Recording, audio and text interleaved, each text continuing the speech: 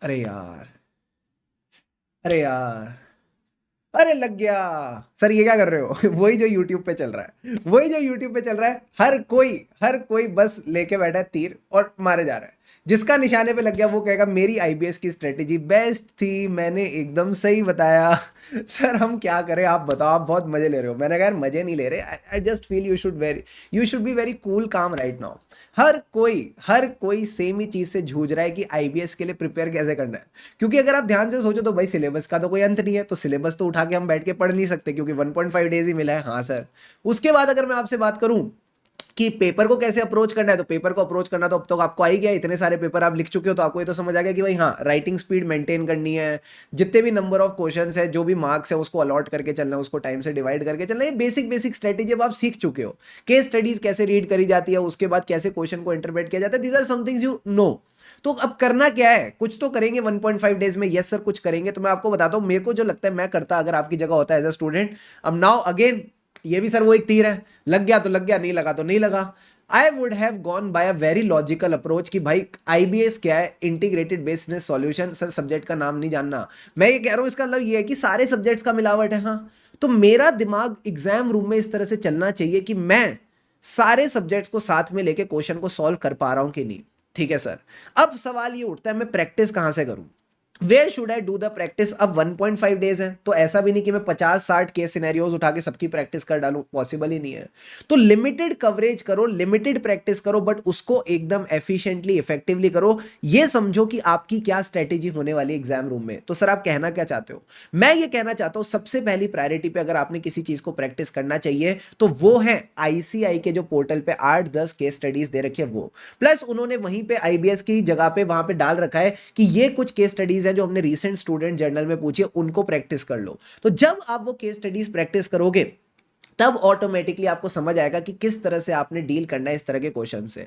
अब सर दूसरा पहलू भी है इसका। अब इसका दूसरा पहलू क्या है? ये जो पहला पहलू बताया तो सर ये तो समझदार वाली अप्रोच है कि अगर एग्जाम में सारी नई नई केस स्टडीज आती है तो उसको इसी तरह से डील कर सकते हो कि आपके पास आपका मटेरियल पड़ा होना चाहिए, जो भी आपके सब्जेक्ट्स है वो सब अवेलेबल होने चाहिए। एंड अगेन मेरी आपसे ही रिक्वेस्ट रहेगी, आपको अपने ऊपर कॉन्फिडेंस रखना पड़ेगा भैया। आप ये नहीं सोच सकते कि यार हर क्वेश्चन के लिए, हर चीज के लिए बैठ के मैं पहले किताब खोलूंगा, उसको चीज को ढूंढूंगा, फिर लिखूंगा। इस तरह से अगर अपन करने गए हौले हौले तरीके से तो भाई ऐसे तो हो गया पेपर। पहले तो अपने ऊपर भरोसा करना पड़ेगा कि भाई मुझे आता है सिलेबस ये फाइनल का, मैंने एग्जाम्स दिए अभी, तो I know how to deal with this topics and all. ठीक है सर। उसके बाद अगर कहीं ऐसी चीज लगती है जहां आपको लगता है ये चीज पे मुझे रेफर करना पड़ेगा, ये एक ऐसी चीज है जहां पे मुझे चीज समझ नहीं आ रही, वहां आप फिर उस किताब को खोलो। क्या आपको ये बात समझ आ रही है? हाँ सर। अब आता है दूसरा पहलू कि मान लो आईसीआई ने वही किया जो वो पहले इकोनॉमिक लॉज में कर रहा था, केस स्टडी रिपीट कर दी। तो वो केस स्टडी रिपीट वाले पार्ट के लिए आई एम श्योर आपके पास कुछ ना कुछ ऐसे कंपाइलेशन रहेगी केस स्टडीज की। हाँ सर। तो वो जो भी कंपाइलेशन वगैरह आपके पास है केस स्टडीज की, क्या क्या केस स्टडीज है और उसका जो इंडेक्स वगैरह है, वो आप अपने साथ लेके चल सकते हो और वो समझ सकते हो कि कैसे उन दोनों को रेफर करना है। कि सपोज अगर case study as it is repeat हो गई तो किस तरह से आप उसको ढूंढोगे अपनी किताब में एंड फिर उसका आंसर लिख दोगे। तो उसके लिए आपको ज्यादा दिमाग लगाने की जरूरत नहीं है। मेन जो है आपका माइंड वर्क करना चाहिए इन द एग्जाम हॉल, उसके लिए प्रैक्टिस इज इंपॉर्टेंट। सो मैं आपसे बस एक ही रिक्वेस्ट करूंगा, ये जो 1.5 डेज हैं इसमें आपका एक ही फोकस होना चाहिए, जितनी हो सके उतनी ज्यादा केस स्टडीज प्रैक्टिस करो। बिकॉज जितना आप प्रैक्टिस करोगे, जितना आप अपने दिमाग से खेलोगे, उन चीजों को एनालाइज करोगे और फिर ढूंढोगे कि ये चीज कहां दे रखी है, वो चीज कहां दे रखी है, उतना आपकी स्पीड बढ़ेगी, उतना इफेक्टिवनेस और एफिशिएंसी के साथ आप एग्जाम हॉल में काम कर पाओगे। क्या ये बात समझ आ रही है? हाँ सर। अब सर दूसरा पहलू ये भी आता है कि अब हमें क्या सारे सब्जेक्ट्स की बुक्स के साथ, उनके इंडेक्स वगैरह के साथ सारा मामला इकट्ठा करना पड़ेगा। देखो मैं आपको बोलता हूं, जो जो सब्जेक्ट्स की तो आपने पढ़ाई कर ली, ठीक है, उनकी तो सिर्फ आप किताब भी उठा के ले जाओगे तो काफी रहेगा। बिकॉज किताब में ही आपको पता रहेगा कि ये टॉपिक जो है ये कहाँ है, कैसे है, हाउ इट इज। प्लस आपके पास बुक के स्टार्टिंग में एक इंडेक्स तो दे ही रखा होता है। तो अगर आपको कोई टॉपिक वाइज भी पकड़ना है, सपोज जैसे ऑडिट में मान लो आपको मान लो ऑडिट प्लानिंग में कुछ चेक करना है, या ऑडिट में आपको ऐसे 320 में कुछ चेक करना है, तो आप स्टार्टिंग में इंडेक्स पे जाओ, ऐसे 320 में जाओ, 5 टॉपिक है, 5 में से कोई ना कोई एक टॉपिक पे क्वेश्चन होगा तो वो आपका वहां से क्लियर आउट हो जाएगा। क्या ये बात समझ आती है? हाँ सर।